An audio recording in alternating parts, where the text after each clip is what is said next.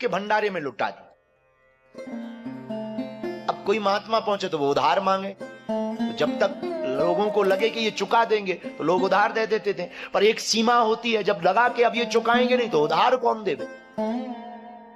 परिचय तो था नहीं, पर साधु घर पर आए, भूखा चला जाए। तो चीरधर अपनी पत्नी के पास गया और बोला कि आज क्या अतिथि को, संत को खवाएंगे।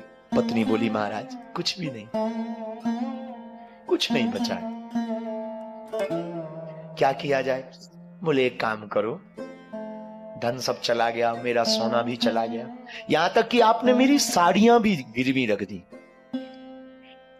कुछ तो मिल जाएगा।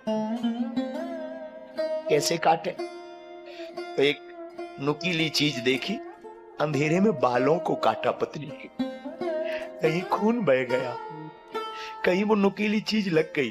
पर पत्नी का, स्त्री का श्रृंगार बाल है, केस, स्त्री का श्रृंगार केस है, पर चीरधर की पत्नी से सीखना, उसने पूरे बालों को कटवा लिया। सिर में चोट लग गई, पर पति को कहा, सुनो साधु भूखा ना जाए, जल्द तुम मेरे तन पे जो कपड़े हैं वो बेच दो। पर तुम कैसे रहोगी? मैं निकलूंगी नहीं, कोने में छिपी रहूंगी, पर साधु भूखा नहीं जाना चाहिए।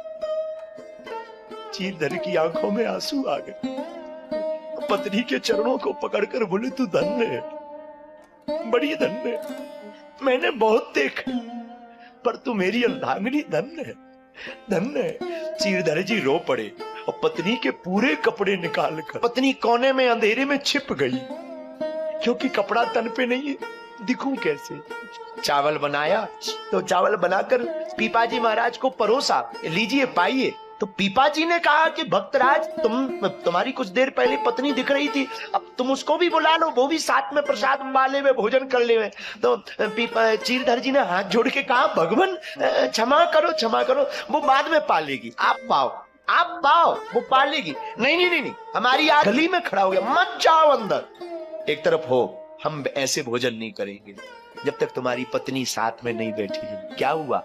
आवाज भी नहीं आ रही, कहां गई?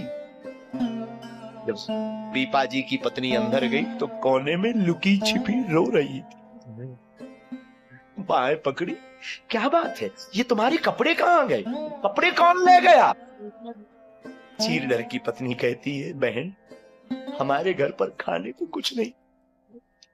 पीपाजी महाराज की पत्नी सीता सहचरी की आंख फट गई, दहाड़ कर रो पड़ी, धन्य है तू, धन्य है। जो कौपीन, जो वस्त्र पहन रखा था, वो आधा कपड़ा शरीर को लपेट दिया। प्रणाम करके चीरधर को कहा, हमने बहुत साधु से भी देखे और तुम्हारे जैसा नहीं देखा। भगवान आपको बताए, ये कथा हमने भक्तमाल में पढ़ी, जितनी बार पढ़ी उतनी बार शरीर हमारा ठिकाने नहीं रहा। बाद में चीरधर को भी ठाकुर के दर्शन हुए, 4-5 और महात्मा आ गए, रोज की आदत थी भंडारे की, और जहां भोजन पाने महात्मा बैठे और प्रसाद लगाया, उन्हीं बीच में चतुर्भुज रूप लेकर के नारायण खड़े हो गए।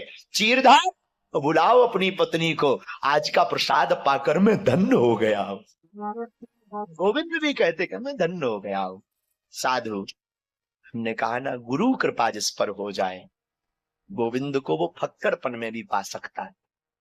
ये बहुत जरूरी नहीं है कि हमारे पास में, भगवान उसमें भी तुमको दर्शन देंगे। इसलिए चौपाई बड़ी प्यारी हम लोग